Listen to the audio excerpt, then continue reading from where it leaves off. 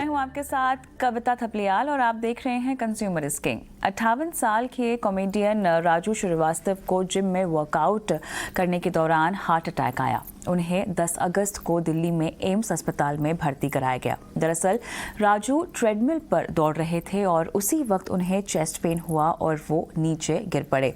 अब उनकी कंडीशन फिलहाल स्थिर बताई जा रही है, लेकिन राजू श्रीवास्तव बेहतर फिटनेस के लिए और एकदम फिट रहने के लिए जाने जाते थे और कई मामलों में यहाँ देखा गया है कि जिम में एक्सरसाइज के दौरान लोगों को हार्ट अटैक या कार्डियक अरेस्ट जैसी कंडीशंस अक्सर आ जाती हैं। लेकिन आखिर ऐसा क्यों होता है, क्या कहते हैं जानकार, इस पर हम विस्तार से बात करेंगे। लेकिन चलिए उससे पहले आपको एक रिपोर्ट दिखाते हैं।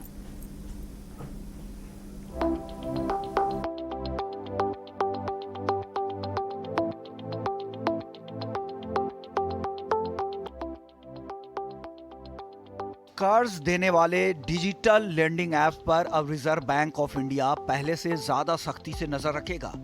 इन ऐप्स की निगरानी बढ़ाने के लिए रिजर्व बैंक ने नई गाइडलाइन जारी कर दी हैं। इन गाइडलाइंस में डिजिटल लेंडिंग ऐप्स के साथ ही उनके जरिए कर्ज मुहैया कराने वाले वित्तीय संस्थानों की निगरानी किए जाने का भी इंतजाम किया गया है।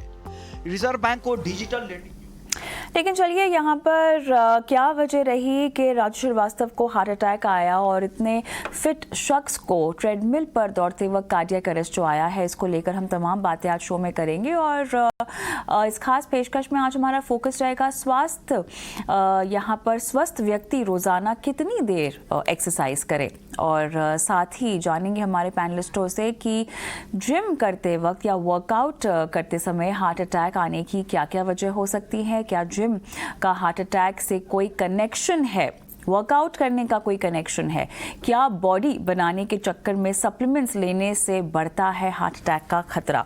हमारे तमाम गेस्ट जो हमारे साथ पैनल पर आज मौजूद हैं, इस पर विस्तार से बात करेंगे।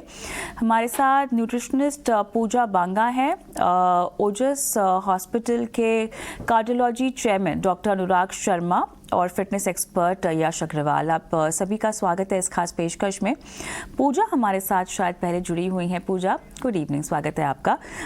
राजू श्रीवास्तव 58 साल की उम्र में, इससे पहले ना ही कोई एज सच मेडिकल हिस्ट्री उनकी बताई जा रही है जिसके चलते हार्ट अटैक का खतरा पहले से बना हुआ हो। एक शख्स सुबह उठकर अपने वर्कआउट के लिए जिम जाता है और ट्रेडमिल पर दौड़ते दौड़ते उन्हें हार्ट अटैक आ जाता है।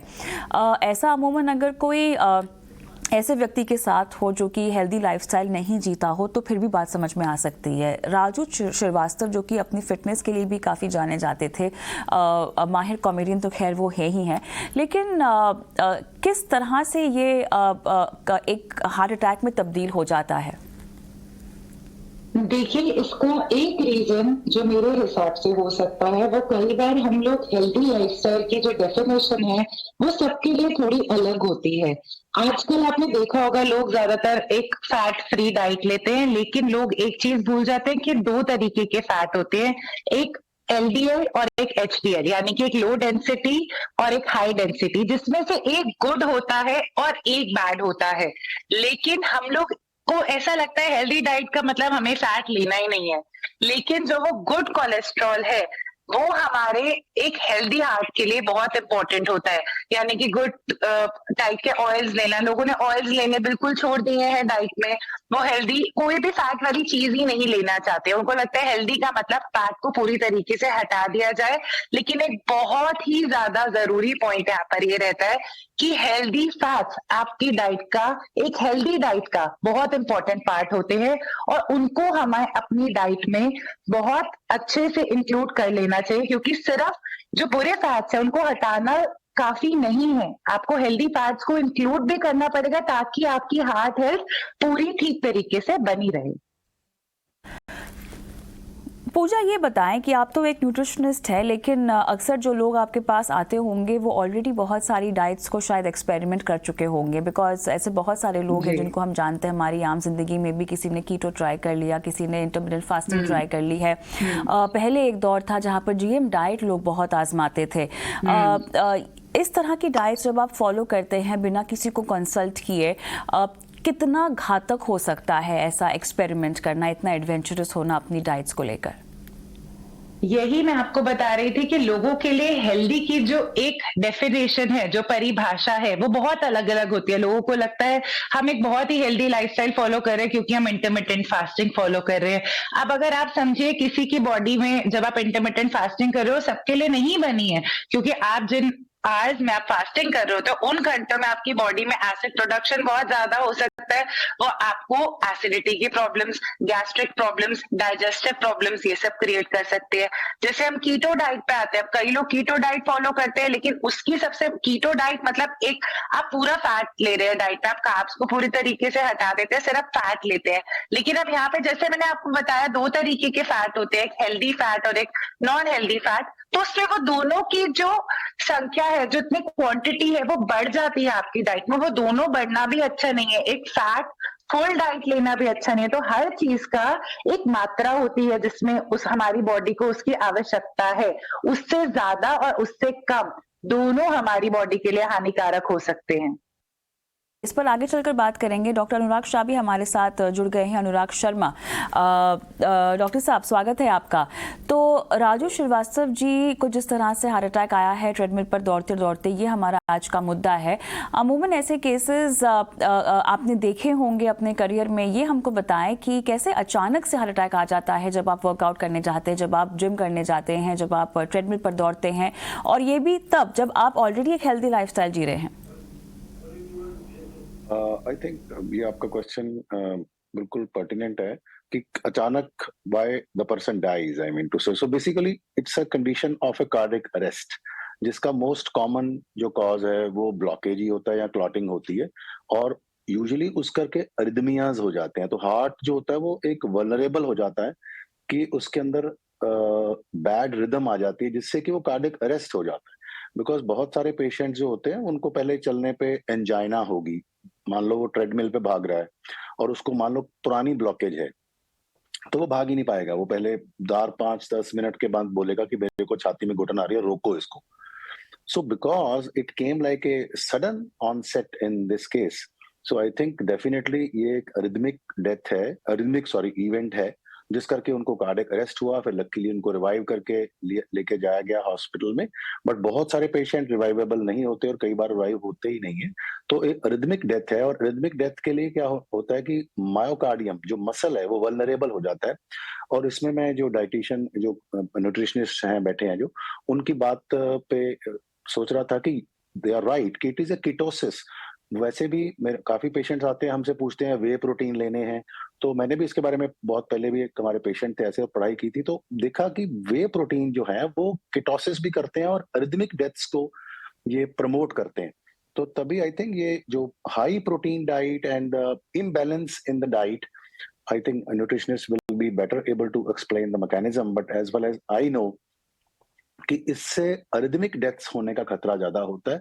और ऐसे पहले हमारे पास पहले भी केस आए हैं, और ये मतलब जी, लेकिन डॉक्टर साहब एक चीज तो ऐसी होती होगी ना कहीं आपकी बॉडी आपको सिग्नल्स तो देती होगी, किसी ना किसी तरीके से आपको इस बात का आभास तो होता ही होगा कि हमारे शरीर में कुछ सही नहीं है, हम शायद सांस ठीक से नहीं ले पा रहे हैं। एकदम से अचानक से आप जब ट्रेडमिल पर दौड़ते हैं तो आपको कार्डियक अरेस्ट आ जाता है, ऐसा मुमकिन है? या बॉडी थोड़ा सा ही सही, भले ही धुंधली तरीके से, लेकिन आपको कोई ना कोई साइन देती जरूर है जो शायद आप पकड़ नहीं पाते अपनी रोजमर्रा की जद्दोजहद में? साइन यही होते हैं कि अगर आपको लग रहा है कि मेरे को अनकस्टमर्ड फटीग लग रही है, या मेरे को कोई ज्यादा गैस के रूप में भी सिम्टम बन रहे हैं। बिकॉज चेस्ट पेन अगर है तो यूजुअली पेशेंट या जो भी है वो व्यक्ति वो जाएगा हॉस्पिटल में कि मैं अनकंफर्टेबल, मैं नहीं चल पा रहा हूँ, और यार मैं फिट नहीं हूँ, आज मुझे भागने का दिल नहीं कर रहा। तो कुछ ना कुछ सिम्टम्स उनको आएंगे, और कई बार हो सकता है हमारी इसमें इग्नोरेंस का भी एक पार्ट हो। यहाँ पे आई थिंक पहले भी एक ऐसे हमारे जो सिंगर थे के एंड और भी ऐसे आई थिंक बहुत पहले भी बॉलीवुड के कोई सेलिब्रिटी थे या कोई शो में आए थे जो जिनको भी ऐसे हुआ था, सडन डेथ हो गई थी। तो आई थिंक थोड़े से सिम्टम्स हैं और इग्नोरेंस भी है कि भाई मेरे को ये शायद नहीं होगा हार्ट अटैक, या मैं तो बिल्कुल फिट हूँ, मेरे को रिस्क फैक्टर नहीं है। क्योंकि अगर इंडियंस में देखा जाए तो 50 इयर्स के बाद 10 to 15% जो है वो प्रेवलेंस है हार्ट डिजीज का। So that means Indians are more prone as compared to the maybe Western ये population. भी डॉक्टर साहब 40 या उससे कम की उम्र वालों में ज्यादा केसेस आजकल दिखाई देने लग गए हैं, तो क्या हम इनको, खैर, और वो भी ऐसे लोग जो कि हेल्दी लाइफस्टाइल जीते आए हैं, डाइट्स के साइड इफेक्ट्स पे हम बात तो कर रहे हैं, लेकिन ये उस तरह के लोग हैं जो तमाम तरह की डाइट्स को एक्सपेरिमेंट ना करते हुए एक प्रॉपर कंसल्ट लेते हैं और उसके मुताबिक जो उनको प्लान सजेस्ट किया जाता है वो उसको अपनाते हैं। उसके बावजूद भी हार्ट अटैक से डेथ के केसेस यंगर जनरेशन में दिखाई दे रही है ज्यादा। आई थिंक इसमें कहीं ना कहीं मे बी वेरी जो लाइफस्टाइल है वो बहुत फास्ट है, स्मोकिंग का भी इंसिडेंस है यंग लोगों में, और वैसे कई ड्रग्स भी अगर हम वैसे we don't know how many people are taking drugs और समथिंग, बट कोकेन बेस या और ड्रग्स हैं जो भी आर्टरीज में वेजोस्पाज्म कर सकते हैं। So there are multiple I think factors, the fast lifestyle, the stress of maybe performance, and maybe आपने पढ़ा होगा कि long waking up hours is equal to now smoking और सेडेंटरी लाइफस्टाइल। उनका लाइफस्टाइल तो अच्छा है, बहुत जिम भी जाते हैं, बट फिर सोने के आवर्स बहुत कम है, जहाँ की बॉडी आई थिंक अपने आप को रीबूट करती है, कहीं ना कहीं रिपेयर करती है। So I think balance of everything is the most important thing. So कहीं ना कहीं एक चीज बढ़ जाती है और दूसरी चीज इम्बैलेंस हो जाती है, वो कम हो जाती है, तो वहीं से वल्नरेबिलिटी हो जाती है आई थिंक हमारे में। और थोड़ा सा हमें उनकी क्या फैमिली हिस्ट्री है या जेनेटिक्स में क्या है वो भी पता होना चाहिए। जेनेटिक्स का कितना असर पड़ता है, और दिल के लिए खास तौर से ऐसी कौन कौन सी चीजें हैं जो आपको समझना बहुत जरूरी है? देखो, जेनेटिक्स का 20% जो पेशेंट्स हमारे पास आते हैं कॉर्नरी आर्टरी डिजीज के, उनमें फैमिली हिस्ट्री स्ट्रांग होती है। फैमिली हिस्ट्री का मतलब है अगर आपके फैमिली में कोई मेल है जिसको लेस देन 55 इयर्स एज में या तो हार्ट अटैक हो गया या सडन डेथ हो गई, और फीमेल है तो लेस देन 65 इयर्स, और फीमेल्स का younger the female the more the important और द पेनिट्रेंट द जीन इज। सो अगर ऐसा है तो आपको एक तो डेफिनेटली आप वल्नरेबल हो, और ऐसे पेशेंट्स हैं हमारे पास जिनके की बहुत यंग एज में सब कुछ, उनको कोई मेन रिस्क फैक्टर नहीं होता लेकिन फैमिली हिस्ट्री होती है, तो उनको ट्रिपल वेसल डिजीज भी आ जाती है कई बार। So I think family history is very important and it makes around 20% of your risk for developing any acute heart attack और एंजाइना और एनी इंटरवेंशंस। डॉक्टर साहब, बहुत ज़्यादा मोटा होना, बहुत ज़्यादा पतला होना, इन सब चीज़ों का आपके दिल पर किस तरह से असर पड़ता है? क्योंकि देखिए, अधिक मोटापा तो वाकई एक बीमारियों को इनविटेशन देने जैसा हो जाएगा, क्योंकि आपका वज़न अगर जितना तय मात्रा है उससे ज़्यादा है तो कहीं ना कहीं हेल्थ प्रॉब्लम्स जो है वो आ ही जाते हैं। उसे कम करना ज़रूरी होता है, लेकिन ऐसे बहुत सारे लोग हैं जो जिम में कसरत करते रहते 2-2 बार 3-3 बार जाते हैं, डाइटें तो ट्राई करते हैं, वो तो बात ही अलग है, लेकिन अपने आप को जिम में बहुत ज़्यादा पुश करते हैं। कुछ लोग हैं जो वेट बढ़ाने के लिए भी वर्कआउट करते हैं, अलग अलग तरीके के वर्कआउट्स वो प्लान करते हैं। इतना एक्सपेरिमेंट क्या अपनी बॉडी के साथ करना चाहिए? नो, वेट अगर बढ़ा है तो डेफिनेटली उसके लिए वेट तो रिडक्शन करनी चाहिए, बट आई थिंक उसके और भी तरीके हैं। आप योगा, स्ट्रेचिंग और एरोबिक एक्सरसाइज करिए, ज्यादा बहुत वेट लिफ्टिंग ना करें, बिकॉज ओवरऑल जितनी एरोबिक एक्सरसाइज हैं, स्विमिंग करें, साइकिलिंग करें, बट मॉडरेशन में करें। तो आई थिंक परसिस्टेंट रहें और डाइट को भी थोड़ा रेगुलेट करें। तो ये जो जिम जाके लोग वेट्स करते हैं, फंक्शनल ट्रेनिंग होती है, क्रॉसफिट होती है, रोप्स होती है, ये सब तरह की वर्कआउट्स क्या दिल के लिए सेहतमंद नहीं है? बिल्कुल है, ये सारी एरोबिक्स ही हैं, क्रॉस जो आप बोल रहे हो सारी है, बट मे बी उसके अंदर अगर उनको प्रॉपर पॉज दिया जाए, उनको प्रॉपर रेस्टिंग टाइम दिया जाए, बिकॉज कई बार हमारे पास आते हैं कि लगातार वो कर रहे हैं और बीच में उनको कई लोगों को वॉमिटिंग्स आ जाती हैं और ये प्रॉब्लम आ जाती है बिकॉज वो बीच में रेस्ट नहीं करते और they are not used to very strenuous exercise. तो उसमें भी एसिडोसिस हो जाता है, एनारोबिक थ्रेशोल्ड रीच हो जाता है, पेशेंट एकदम से वहां पे उनको एकदम स्वेटिंग आके वो कोलैप्स भी कई बार हो जाते हैं, ऐसे इमरजेंसी में आते हैं, कई बार रेयरली पेशेंट की ज्यादा एक्सरसाइज कर ली। So I think it has to be individualised, because बहुत बार तो कई बार जिम्स खुल जाते हैं लेकिन उनमें प्रॉपर ट्रेनिंग के लोग नहीं होते, उनको नहीं पता होता कि डिफरेंट लोगों को कैसे डील करना है। नहीं, बिल्कुल आप सही कह रहे हैं। और यश, देखिए, हर जिम में तो हर कोई पर्सनल ट्रेनर लेता नहीं है। फ्लोर पर आपके पास एक ट्रेनर होता है जो आपके कार्ड के मुताबिक आपको वर्कआउट बता देता है। जिस तरह से केसेस हार्ट अटैक के वर्कआउट करते वक्त बढ़ रहे हैं, कहीं ना कहीं यहाँ पर जिम को भी थोड़ा सा ध्यान और देने की ज़रूरत होती है कि आपका जो क्लाइंट है वो किस तरह से वर्कआउट कर रहा है, उनको किस तरह से कस्टमाइज तरीके से वर्कआउट दिया जा रहा है। क्या इन सब बातों का ख्याल रखा जाता है? आई थिंक मेरे ख्याल में यहाँ से जिम को ये सोचना चाहिए कि उनका कम से कम फैमिली हिस्ट्री और जो बेसिक। तो काफी लोग आजकल क्या कर रहे हैं ना कि जब एक्सरसाइज करने जाते हैं वो रैंडमली कुछ भी कर रहे हैं, ना वो डाइट चार्ट बनवा रहे हैं, ना वो प्रॉपर ट्रेनिंग ले रहे हैं, बट वो रैंडमली जिम में या कोई स्टूडियो में मेंबरशिप ले लेते हैं एंड एक चार्ट बनवा लेते हैं, उसी चीज को फॉलो करते हैं, एक प्रॉपर इंस्ट्रक्शन को फॉलो नहीं करते, जिसके जरिए ये सब चीज क्या होता है, उसका डिसएडवांटेज हो जाता है। चाहे वो हार्ट अटैक में हो, चाहे वो कोई भी जॉइंट इश्यूज में या कोई भी इंजरीज में हो, उसका यही कारण है कि they don't go in a proper flow. So हमें समझना पड़ेगा, जितने भी मेंबर्स हैं उनको समझना पड़ेगा, लोगों को समझना पड़ेगा कि हर चीज का एक तरीका होता है, तो उसको तरीके को फॉलो करिए। डेफिनेटली जैसे कि आपने स्टार्टिंग में पूछा कि फंक्शनल ट्रेनिंग अच्छा है, क्या क्रॉसफिट अच्छा है, कि ट्रेडमिल करना अच्छा है, हर एक एक्सरसाइज के अपने अपने बेनिफिट्स होते हैं, राइट। बट आपको ये जानना है कि आपके बॉडी के हिसाब से कौन सा सबसे बेस्ट है या कौन सा सुटेबल है।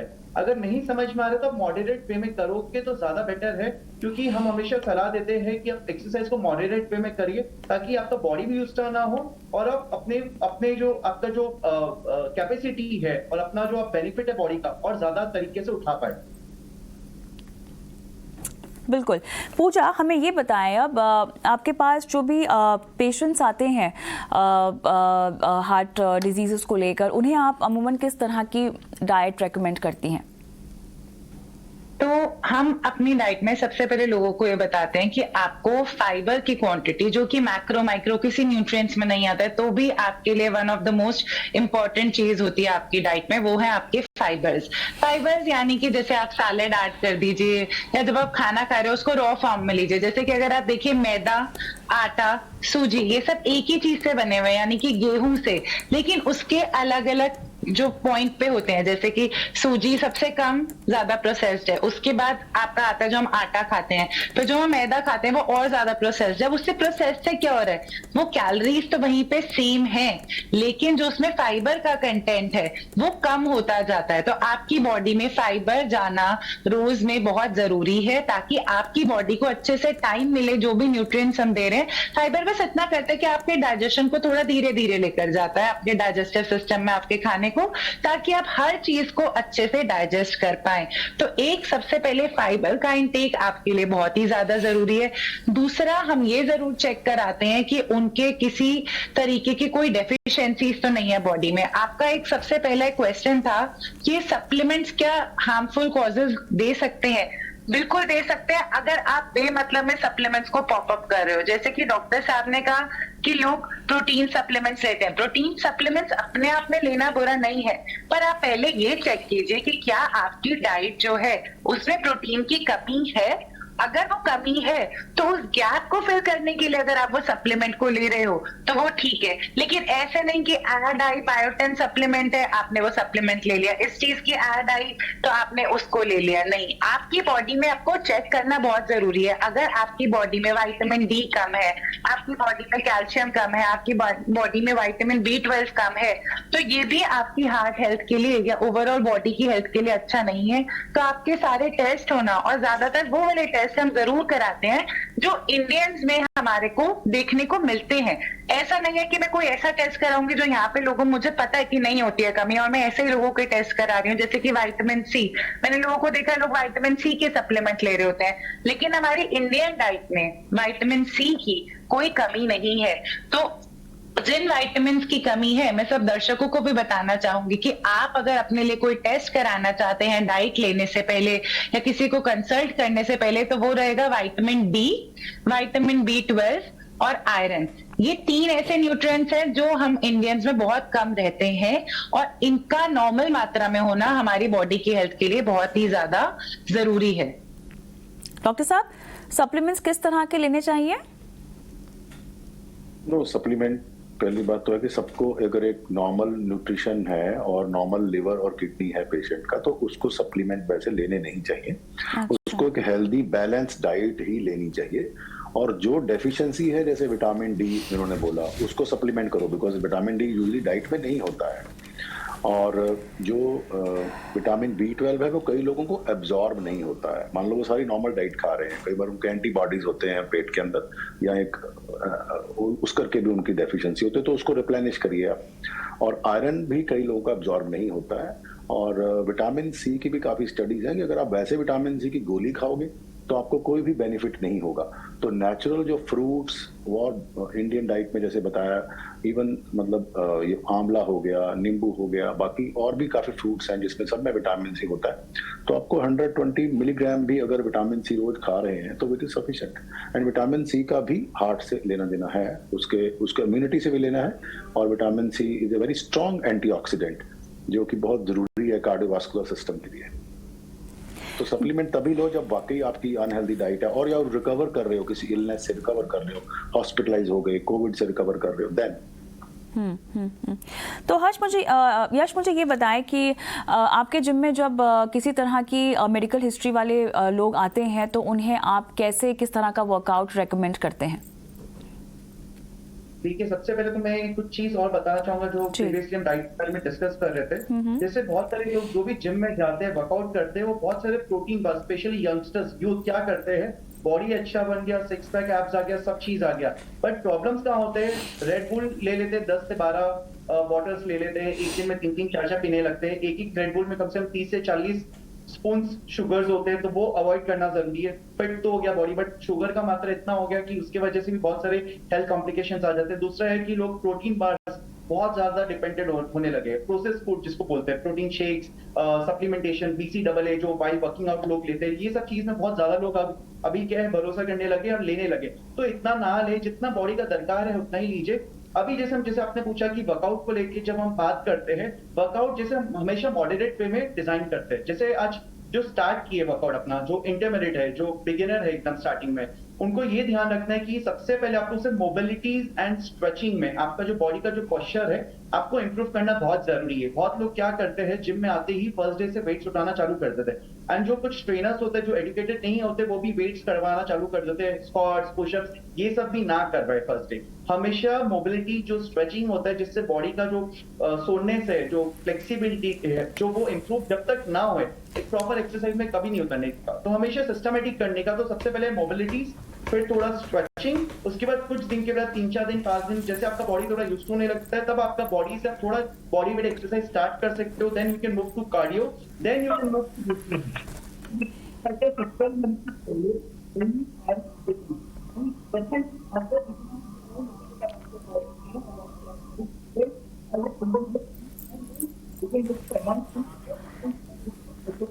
यश, आपकी आवाज़ नहीं आ पा रही है, शायद कोई ऑडियो में दिक्कत है। मैं यही सवाल डॉक्टर साहब से भी पूछना चाहती हूँ। डॉक्टर साहब, आप नॉर्मली लोगों को किस तरह की लाइट एक्सरसाइजेस रेकमेंड करते हैं जिनकी हार्ट अटैक को लेकर कोई हिस्ट्री हो?